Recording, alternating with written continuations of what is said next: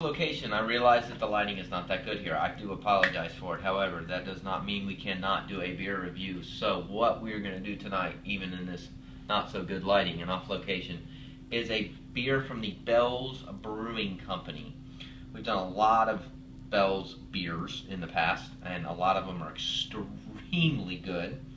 Some are a little off the mainstream, but I have been told this is one of the best porters on the market right now.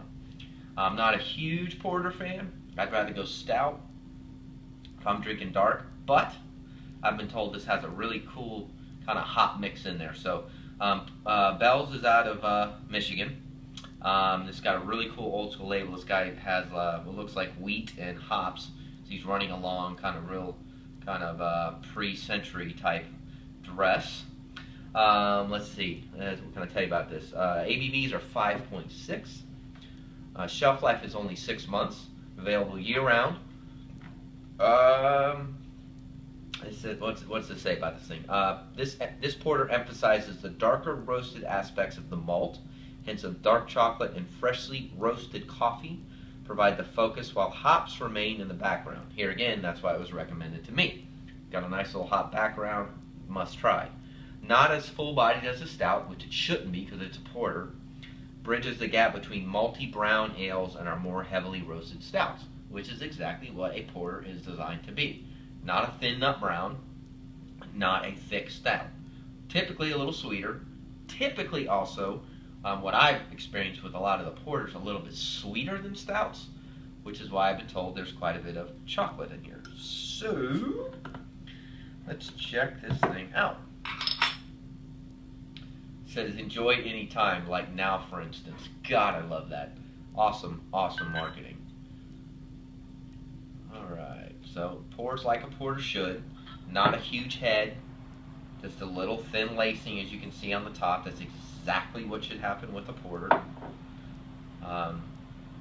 Real dark color, but a little bit of red tint on the bottom of the glass, which I know you probably cannot see, but very dark. Probably from that chocolate that's roasted in there, the roasted coffee as they call it. Smells exactly the way they say. Malt, coffee, a lot of coffee, a little bit of chocolate. Smells great. So this would probably be a phenomenal beer for dessert. Let's try it.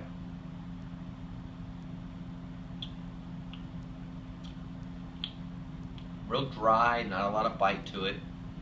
Thin. Here again, it's a porter, so it's not a stout. It should be thick, but on the thinner side of, I think, a porter. Yeah, great coffee flavor. I don't taste a ton of hops, but that might be the dryness that kind of I'm getting on the back end. So I always like to tell people where I drink beer. So maybe it's after, the beach or a pool or lake or whatever. That's the hot ones. This beer would be perfect in lieu of dessert. So you're at a restaurant, you're a beer drinker, you're watching this video, you don't want to have a cheesecake, but you'd love to have a beer. This Bell's Porter would be a phenomenal choice to sip because of its coffee notes, toffee notes, and that chocolate sense, and a nice, smooth, easy to drink porter. This is very, very good.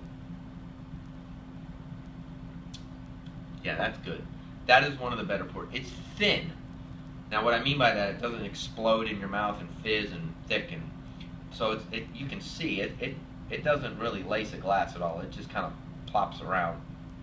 But it's good. It's very, very tasty.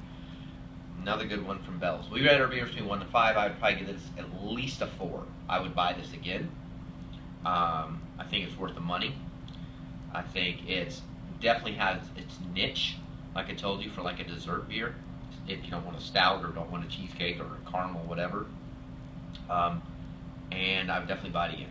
So, good job, Bell's. I like it. If you've tried it, let us know. Leave comments to our YouTube channel or our website. We appreciate you watching. And as always, you can follow us on Facebook and on Twitter. And we'll see you again real